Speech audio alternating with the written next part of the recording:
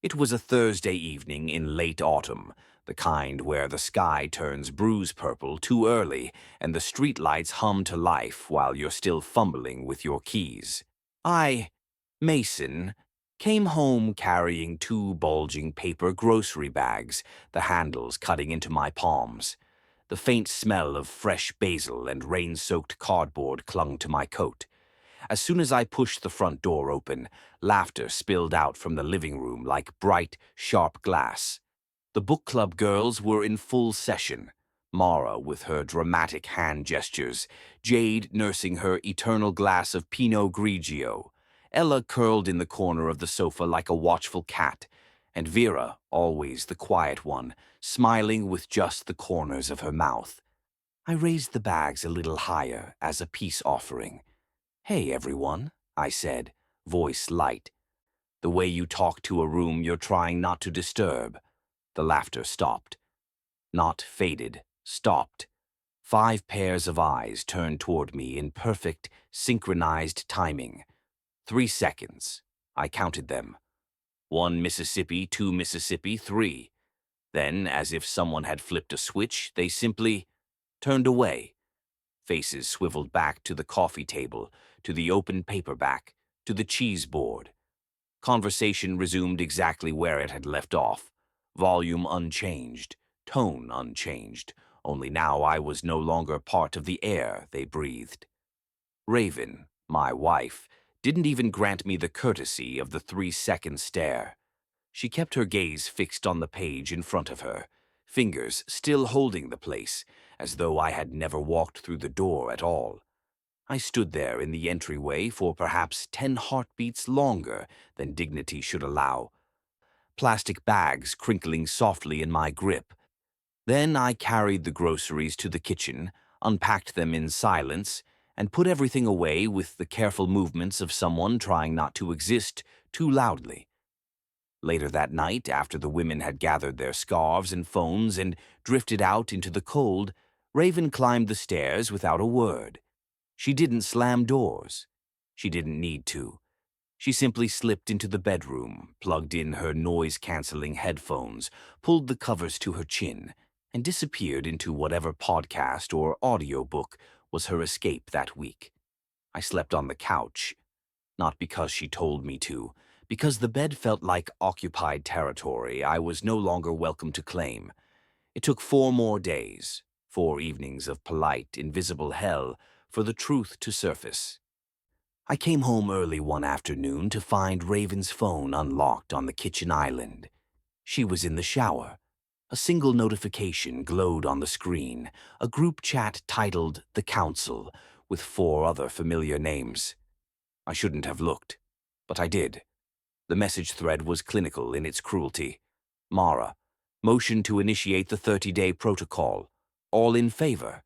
Jade, I, Ella, I, Vera, I, Raven. I, 4 ayes, 1 abstention that wasn't even recorded. Beneath the vote tally, Mara's follow-up. Rule is simple. We treat him like he doesn't exist. No eye contact, no acknowledgement, no small talk. Nothing. He needs to feel what it's like to be taken for granted for once. 30 days, starting last Thursday. We're doing this for Raven. There were heart emojis. There were wine glass emojis. There was even a little clenched fist solidarity emoji. I read it twice, then locked the phone exactly as I'd found it, and walked out to the backyard. I stood under the bare maple tree and watched my breath turn white while something cold and certain settled inside my chest. They wanted me invisible. Very well. If I was going to be a ghost in my own house, then I no longer had any obligation to play the role of the devoted, patient, ever-available husband. The groceries would still get bought. The bills would still get paid. The lawn would still get mowed. But the warmth, the small daily offerings of affection, the checking-in texts, the "how was your day" at the door, the shoulder rubs after long evenings, the inside jokes whispered in the dark. Those were privileges. Privileges I had extended freely for years. Privileges that could be, should be, withdrawn. The silent war had begun. Only this time, both sides were finally armed. The next morning, Friday, the first full day of the official 30-day protocol, I woke up on the couch with the kind of clarity that sometimes arrives after a long fever finally breaks. My body felt heavy, yes, but my mind was strangely light. There was no more guessing, no more second-guessing every small gesture to see if it would be received or simply absorbed into the void. The rules had been laid out in that group chat. Fine. I would play by a different set of rules. I stopped doing the invisible labor I'd carried for years without ever being asked to stop. I no longer emptied the dishwasher at dawn while the house was still asleep. I no longer wiped down the kitchen counters after Raven's late-night herbal tea. I no longer folded the throw blankets she left draped across the armchairs like shed skin. I no longer refilled the Brita pitcher, even though I knew she hated warm tap water. I no longer made the bed on the days she left first. Instead, I made coffee only for myself. One mug, black. No second cup waiting on the counter with a little heart drawn in the foam the way I used to do on weekends. At lunchtime, I ordered takeout, spicy Thai basil chicken from the place on Piedmont I'd always loved, and she'd always vetoed because too much chili ruins the balance. I ate it straight from the carton on the back porch, legs stretched out, scrolling through photography forums I hadn't visited in 6 years. I stopped trying to talk. No more, "How was your day?" when she walked in. No more gentle knock on the bathroom door to ask if she needed anything. No more murmured goodnights through the bedroom door she kept closed. The silence wasn't punitive on my part, it was simply honest. If I was invisible, then so was she. That afternoon, I went down to the basement storage closet, the one she called the Museum of Your Old Life, and pulled out the battered aluminum case that held my Canon 5D Mark III. The body was dusty, the strap frayed at the edges. But when I pressed the power button, the familiar green glow blinked awake like an old friend recognizing me after too long apart. I spent an hour cleaning it, microfiber cloth on the sensor, blower on the contacts, careful twists to reseat every lens. The 50mm f1.4, the 24-70mm workhorse, the little 35mm I'd used to shoot street portraits in Prague before we were married. I lined them up on the dining table like soldiers on parade. Raven came downstairs for water. She saw the camera gear spread across the table, the soft cloth and lens caps scattered like fallen leaves. Her mouth opened, half a syllable escaped. Then she remembered the pact. Her lips pressed into a thin line. She filled her glass, turned on her heel, and climbed the stairs again without a word. But I heard the quick, angry tap of her footsteps. I heard the bedroom door shut a little harder than necessary. The next morning, Saturday, I set the alarm for 4:45 a.m. I drove to Stone Mountain in the dark, the heater blasting, the only sound the low hum of tires on pre-dawn asphalt. I arrived just as the first blush of rose touched the eastern sky. I hiked the trail alone, boots crunching on frost-kissed gravel, camera slung across my chest like armor. I photographed the slow burn of sunrise bleeding through mist.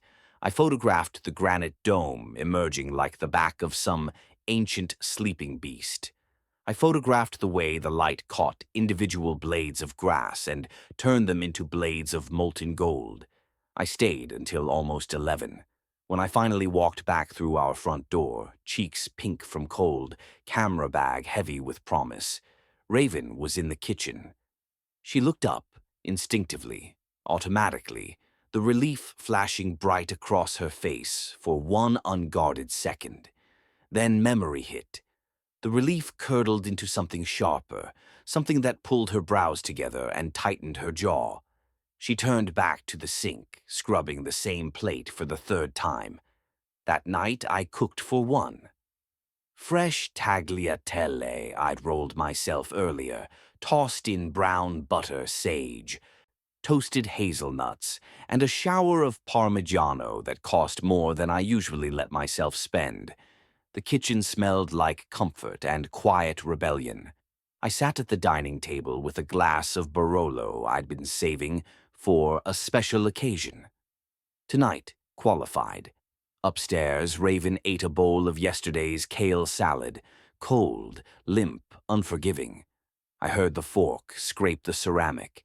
I heard the soft, choked sound of someone trying not to cry. I heard her footsteps pace the bedroom floor for almost 20 minutes before the bed creaked and everything went still. For the first time in years, the guilt didn't come. It didn't rise in my throat like bile. It didn't sit on my chest like a second skeleton. It simply wasn't there. I finished my pasta. I poured another half glass of wine. I opened the laptop and started editing the morning's photographs, each frame full of light I hadn't chased in forever. Somewhere above me, Raven was crying into her pillow. Somewhere inside me, a part that had been suffocated for a long time was finally breathing again. The 30-day protocol was still in effect, but the rules had already begun to bend in ways no one in the council had anticipated, and I was done apologizing for wanting to live.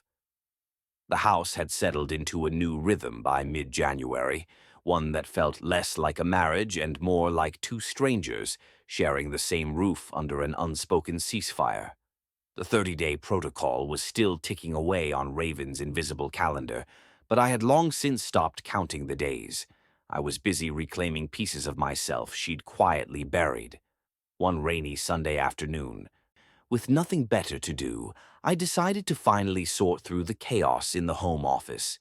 Boxes of old hard drives, dusty external backups, stacks of printed portfolios from a decade ago.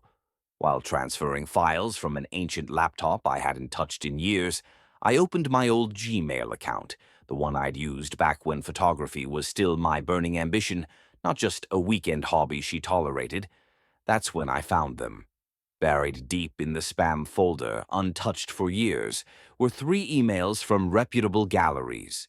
The first, dated April 2018, from the curator at Atlanta Contemporary, a personal invitation to submit a portfolio for their emerging photographers showcase. Your work on urban solitude has stayed with me since the group show last fall, the curator wrote. We'd love to discuss a solo exhibition. The second, from Mason Muir Fine Art in 2019, we're curating a series on southern landscapes and light. Your Stone Mountain series would be a perfect fit. Please send high-res files by May 15th. The third, the most painful, from White Space Gallery in late 2020, a follow-up after I'd apparently never responded to their initial outreach. Hi Mason, just checking in. Did you receive our previous email? We're holding a spot for you in the winter group show if you're still interested. All 3 had been marked as spam. Not by accident, not by some glitchy filter. The headers showed manual moves, forwarded to spam on the exact dates they arrived, and the IP logs tied back to our home network. Raven had access to this account. She'd used it occasionally to order prints or respond to client inquiries when I was traveling. She knew the password. She had opened them, and she had buried them. I sat there in the dim room, rain tapping against the window like impatient fingers, staring at the screen until the words blurred. A cold, sharp realization cut through me. This wasn't passive neglect. This was sabotage. Quiet, deliberate, and sustained over years. The guilt I'd carried, the one that whispered, maybe I'm not trying hard enough. Maybe I'm too focused on my own interests. Maybe I should apologize again. Shattered like thin ice under a boot. It didn't fade gradually. It vanished in one clean break. Here's the thing about betrayal. Once you see it clearly, you can't unsee it. And once the guilt is gone, what rushes in to fill the space is something far more dangerous. Freedom. From that afternoon onward, I turned the guest bedroom into my studio. I dragged in my old drafting table and set up the Canon and the lenses in permanent formation. I printed the best shots from Stone Mountain, the ones taken at dawn when the mist turned the granite into something almost mythical. I hung the prints directly on the walls with simple black clips. No frames yet, just raw and honest. The room smelled of ink and paper and possibility. My gear stayed out on display, no longer hidden away like a guilty secret. Here's what the space looked like as it came together. Messy, alive, mine. I cooked what I wanted when I wanted. Steak seared rare, garlic bread dripping with butter, red wine poured without asking if she wanted a glass. I ate at the dining table with music playing, lights low, savoring every bite. Raven watched it all from the periphery. She passed the open studio door more often than necessary. She lingered in the hallway when I was editing photos, pretending to scroll on her phone. Her silence, once a weapon pointed at me, had begun to turn inward. I saw the cracks, the way her shoulders tensed when she heard my laughter, genuine laughter, coming from the room she no longer entered.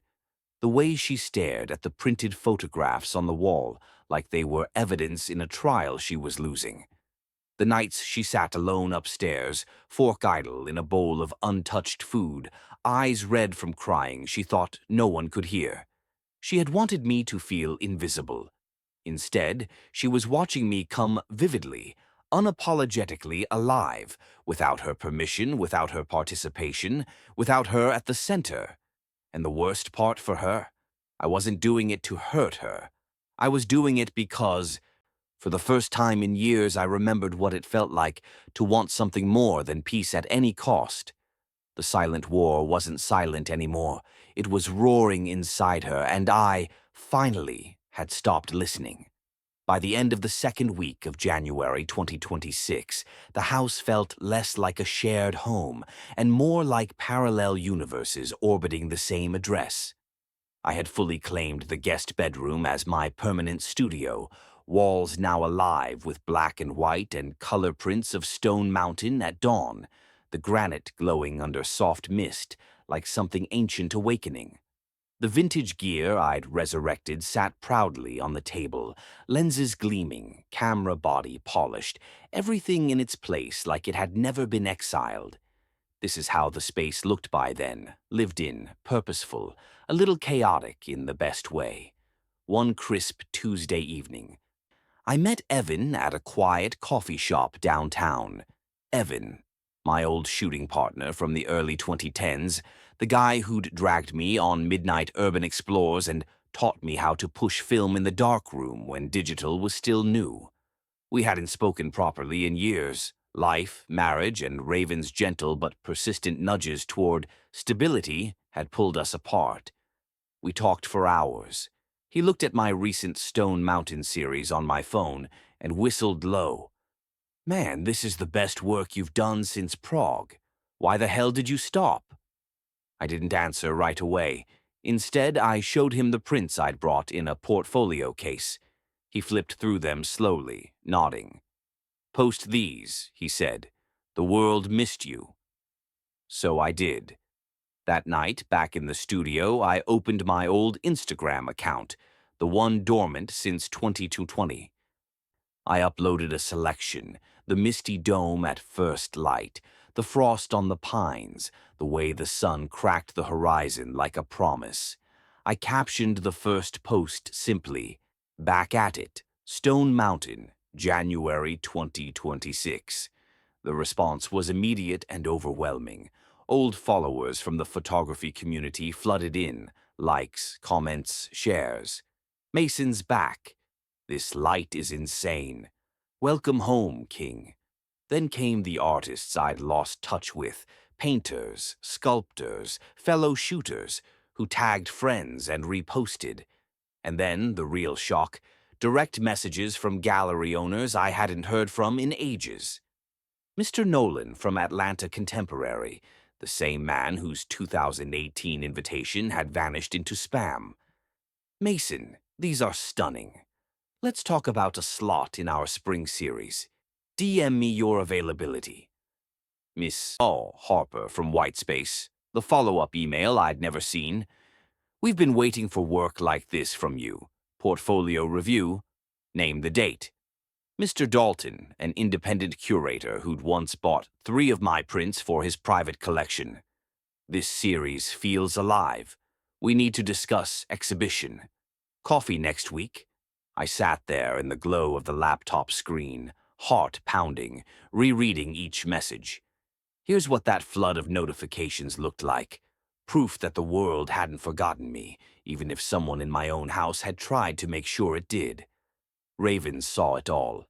Our accounts had been linked for years. She followed me. I followed her. Shared photo albums. Tagged each other in old memories. The notifications would have pinged her phone too. She would have watched the likes climb, read the comments, seen the gallery names pop up. She didn't say a word. The 30-day protocol still had 2 weeks left on its arbitrary clock. She clung to it like a life raft, even as jealousy and fear twisted behind her eyes. I caught glimpses. The way she gripped her phone tighter when she thought I wasn't looking. The sharp exhale when another DM chime sounded from my studio. Here's the quiet storm that played across her face in those moments. Anger, regret, panic, all warring behind the enforced silence. A few days later, I decided to look at the numbers. Really look. I pulled up our joint accounts, the shared budget spreadsheet we'd maintained since we moved in together. For years, I'd assumed we were equal partners in the financial sense. What I found instead was a quiet imbalance that had grown like ivy. My freelance photography gigs, the ones I'd kept small to avoid rocking the boat, my side consulting work, my occasional stock sales, they added up. Month after month, I was contributing nearly 3 times what Raven brought in from her part-time graphic design and occasional freelance projects. Yet the bulk of the joint funds flowed toward her world. The expensive yoga retreats she loved, the artisanal pottery classes and kiln fees, the wine club subscriptions and book club dinners, the spa weekends with the council. Here is the corrected and polished version of the provided text. All spelling, grammar, punctuation, formatting, and minor stylistic issues have been fixed for better flow and consistency while preserving your original voice. My contributions had quietly subsidized her life while mine shrank. Fewer shoots, fewer lenses, fewer risks. I didn't confront her. I simply created a new spreadsheet, a new budget, separate columns, clear lines.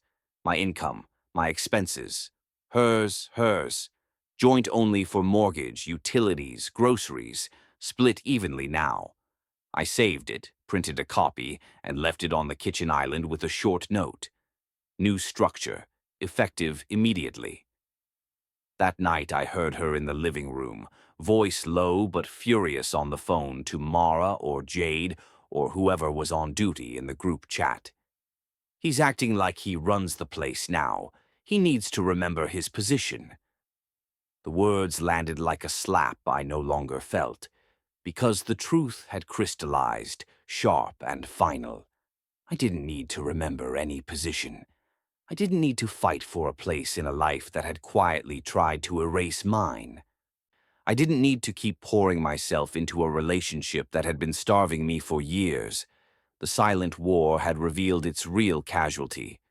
Not me, her. And for the first time, I felt something close to peace. Not the fragile, negotiated peace of before, the kind that comes when you finally stop pretending the cage was ever home. The current date was January 11th, 2026, a Saturday, cold and clear, the kind of winter morning where the sky looks freshly washed and every breath hangs in the air like a small confession.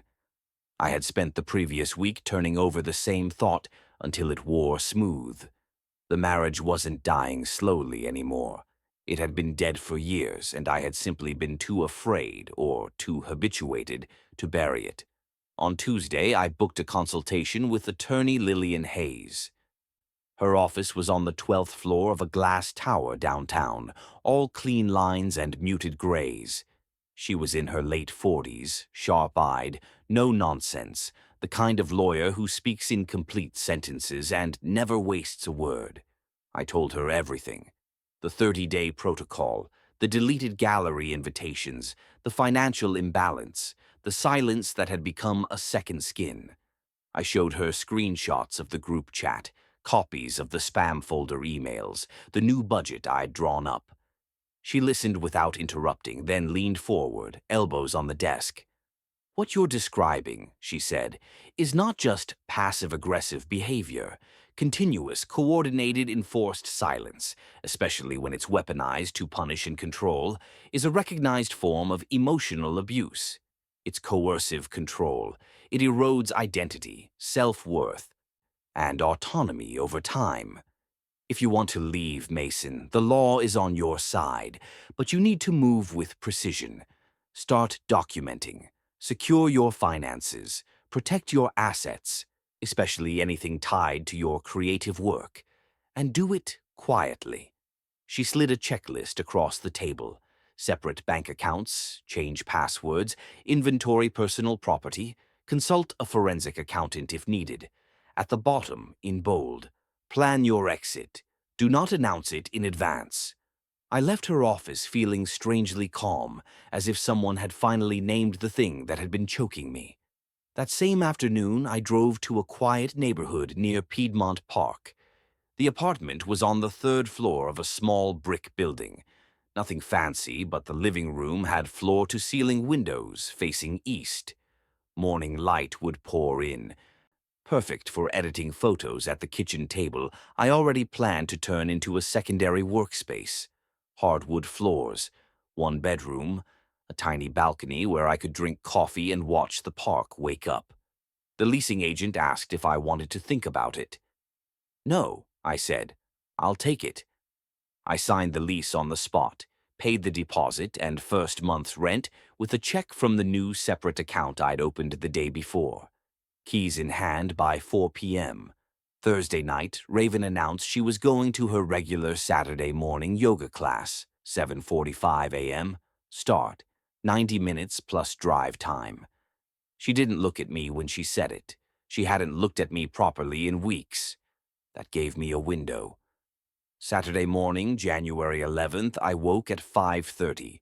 I made coffee, sat in the dark kitchen, and ran through the mental checklist one last time. At 6:15, I started. I moved methodically, no panic, no second-guessing. Clothes first, every shirt, pair of jeans, pair of shoes that was unequivocally mine. Then tech, laptop, external drives, monitor, keyboard, all the cables I'd bought myself. Camera gear, the Canon 5D, every lens, batteries, chargers, tripods, filters, the battered aluminum case. Prints. I carefully removed every photograph I'd hung in the studio, each Stone Mountain sunrise, each frost-kissed pine, and slid them into protective sleeves and flat boxes. Personal documents, birth certificate, passport, old tax returns, the portfolio hard drives, notebooks filled with shooting notes from years ago, books I'd bought before we met, vinyl records, the small wooden box of mementos from Prague, 15 sturdy moving boxes, 3 large duffel bags for the delicate equipment, 2 suitcases on wheels. Everything fit into the back of my SUV in under an hour. By 7:20, the guest bedroom, my former studio, was empty except for the bare walls and the faint smell of ink. The rest of the house looked almost untouched. I placed the apartment keys on the kitchen island next to a single sheet of paper. I had written only 6 lines in black ink, clear block letters. "Raven, you wanted me invisible. Now I really am gone. The divorce papers will be served on Friday. I've already spoken to my attorney. Take care." I set my house keys beside the note, then walked out the front door at 7:30 exactly, 15 minutes before she would pull into the driveway. The drive to the new apartment took 23 minutes. Traffic was light. The city looked different somehow, sharper, brighter, as if someone had adjusted the contrast. I carried the first load up the stairs myself, then the second, then the third. By 9:45, everything was inside. I didn't unpack. I just assembled the folding table I'd bought the day before, set the laptop on it, plugged in the monitor, and opened the latest Stone Mountain edits. The screen filled with soft golden light. I made a cup of coffee in the empty kitchen, single mug, no second cup waiting. Outside the window, Piedmont Park was beginning to stir. Joggers in bright jackets, dogs pulling leashes, the distant laughter of children on the playground.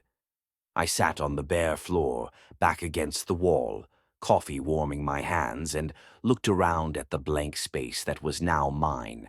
No silence hanging like a guillotine, no invisible rules, no one waiting for me to apologize for existing. And then, for the first time in years, maybe longer, I smiled. Not a small, careful smile, a real one, the kind that starts in the chest and reaches the eyes. It felt foreign. It felt perfect.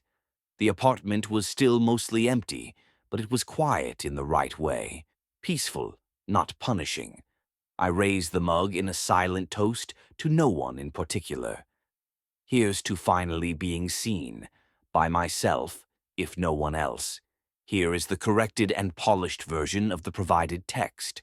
All spelling, grammar, punctuation, formatting issues, and broken, incomplete website links, leftover artifacts from earlier image placeholders, have been removed or fixed for smoother, more professional flow while preserving your original voice and narrative style. It was still January 11th, 2026, the same cold Saturday I walked out. By the time Raven returned from yoga around 9:30, the house was silent in a way it had never been before, not the enforced silence she'd imposed, but the hollow, echoing quiet of absence. She found the note first, then the keys, then the empty guest bedroom where my studio had been. The walls were bare, the table gone, the scent of printer ink already fading. Here's what that moment of discovery must have looked like. Her standing in the doorway of the stripped room, realization crashing over her like cold water. The call started within minutes. My phone buzzed relentlessly. Raven, then Raven again. Then Raven for the third, fourth, 10th time. Voicemails piled up, first confused. "Mason, where are you?" Then frantic. "Answer me, this isn't funny." Then furious. "You can't just leave like this." Texts followed in a torrent. Questions, accusations, pleas, all caps, demands. When I didn't respond, she switched tactics, borrowing Mara's phone, then Jade's, then even Vera's, the numbers flashing up as unknowns that I let go to voicemail. By late afternoon, her sister called, soft-spoken, worried, the only voice that carried genuine concern instead of entitlement. "Mason, please, just tell us you're safe. She's falling apart." I waited until evening when the apartment was quiet and the city lights began to flicker on outside my new windows. Then I sent one final message, from the old number before I blocked them all. "I'm safe. I'm free. You wanted me invisible. Now I truly am." That was it. No explanation. No room for negotiation. I powered off the old phone, removed the SIM, and dropped it into a drawer I wouldn't open again. The next morning I went to a carrier store and got a new number. Clean slate. Here's the quiet devastation of someone realizing the game they started has ended without them. The divorce papers were served on Friday, January 16th, exactly as promised. The process server knocked on the door of the house we'd shared for nearly a decade. Raven signed the acknowledgement with shaking hands. Attorney Lillian Hayes had prepared everything meticulously. Fault grounds cited emotional abuse and coercive control, backed by the documented protocol, the spam emails, the financial records. No drama, just facts. Raven cycled through every stage in the weeks that followed. tears that soaked through pillows, rage that had her slamming doors and throwing things she'd later regret. Regret that came in waves, long, rambling emails she sent to my attorney, which were forwarded to me unread. Bargaining, offers to change, promises to dismantle the council, vows to support my photography again. Finally, quiet begging. Please come home. I didn't mean it like this. I never replied. Not once. The mandatory mediation session was scheduled for mid-February. It took place in a bland conference room with beige walls and bad fluorescent lighting. 90 minutes. Raven arrived looking like a ghost of herself. Thinner, eyes hollowed, hair pulled back carelessly, clothes hanging loose. The weeks of sleepless nights and spiraling had carved lines into her face that hadn't been there before. Here's the stark contrast of that day, her broken, me steady. I sat across the table, calm. My hair was shorter, my shoulders relaxed, my voice even. I'd been sleeping through the nights for the first time in years. I'd been eating meals I enjoyed. I'd been shooting again, dawn patrols at the park, late-night city streets, even a few paid gigs that had come in from the Instagram revival. The mediator spoke. We discussed division of assets. The house, she could keep it, I wanted nothing from it. Retirement accounts, split fairly based on contributions. Raven cried through most of it. She kept looking at me, searching for the man who used to fold at the sight of her tears. That man was gone. When the session ended, we walked out to the parking lot together but apart. She stopped a few paces behind me. Mason, please. I didn't turn. I didn't slow. I kept walking to my car, keys already in hand, the winter sun low and bright on the asphalt. Here's what that moment felt like. Walking away, not in anger, but in quiet, unshakable resolve. Back in the apartment, I unpacked the last box that evening. The walls were slowly filling again, new prints drying on the table, lenses lined up like old friends. I sat on the floor with a mug of coffee, surrounded by the beginnings of a life that finally belonged to me. Here's the simple piece of that first real night alone, empty but full of possibility. The silence that had once been her weapon was now mine. Only this time it wasn't cruel, it was liberating. And for the first time in a very long time, I breathed easy. I lived. In the quiet months that followed the final signing of the papers, people kept asking the same question. Friends at coffee shops, colleagues who noticed the new lightness in my step, even strangers who saw the wedding ring tan line slowly fading on my left hand. Why the divorce, Mason? What really happened? I never gave the long version. I never unloaded the screenshots, the spam folder betrayals, the financial ledgers, the group chat votes, or the nights I slept on the couch while Raven wore noise-canceling headphones like armor. Instead, I always answered the same way, calm and matter-of-fact, the words carrying the weight of everything they didn't need to hear. My wife treated me like I was invisible for 2 weeks, so I made it permanent. They usually laughed at first, nervous, unsure if it was a joke, then saw my face and realized it wasn't. The conversation would shift after that. Some would nod slowly, understanding dawning. Others would change the subject. A few would look away, uncomfortable, as if they'd glimpsed something too raw. Raven and the council had believed the 30-day protocol would be a corrective measure, a temporary lesson, a way to remind me of my place. They imagined I would shrink, apologize, come crawling back, grateful for whatever scraps of attention they decided to dole out when the clock ran out. They were wrong. What that silence actually did was hold up the clearest mirror I'd ever seen. In the absence of her voice, her glances, her small daily acknowledgments, I finally heard myself. I saw the man who had spent years dimming his own light so hers could shine brighter. I saw the husband who had traded ambition for harmony, who had archived dreams in the basement because we couldn't afford the time, the money, the risk. I saw how much I had given up, not because she demanded it outright, but because I offered it willingly, again and again, believing that peace was worth more than personhood. The silence didn't break me. It stripped away the layers I'd worn like camouflage until only the truth remained. And the truth was simple, brutal, and liberating. I had lost myself inside this marriage, piece by careful piece. I had surrendered too much: time, passion, opportunity, self-respect, in the name of keeping the boat from rocking. I was stronger alone than I had ever been when I was trying to be enough for someone who measured my worth by how quietly I could disappear.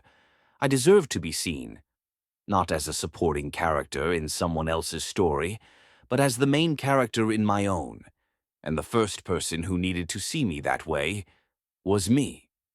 Here's what that realization looked like in the months after I walked out: the slow, steady return of color to a life that had gone grayscale for too long. I kept shooting, dawn after dawn, city streets at midnight, faces of strangers who didn't know my history and didn't need to. Galleries reached out again, real conversations this time, contracts signed, openings planned. My Instagram became a living portfolio, not a graveyard of old dreams. Here's one of the first solo exhibitions that came together. My name on the wall, people lingering in front of prints I'd made when no one was watching. Raven, from what I heard through mutual acquaintances who still checked in, unraveled slowly. The house felt too big. The book club dinners grew quiet. The council meetings turned awkward when the topic of the lesson no longer felt righteous. She tried therapy. She tried new hobbies. She tried dating, then stopped. Eventually, she moved to a smaller place downtown, closer to work, farther from memories. I didn't wish her ill. I didn't wish her well either. I simply wished her nothing at all. Because the story was no longer about us. It was about me, finally, showing up for the one person who had been waiting the longest. So when people ask why I left, I keep the answer short. It's honest, it's complete, and it leaves no room for misunderstanding. She made me invisible for 2 weeks, so I made it permanent. They usually laughed at first, nervous, unsure if it was a joke, then saw my face and realized it wasn't, because I didn't disappear from her life. I finally appeared in mine, and that, after all these years, was the only ending that ever mattered.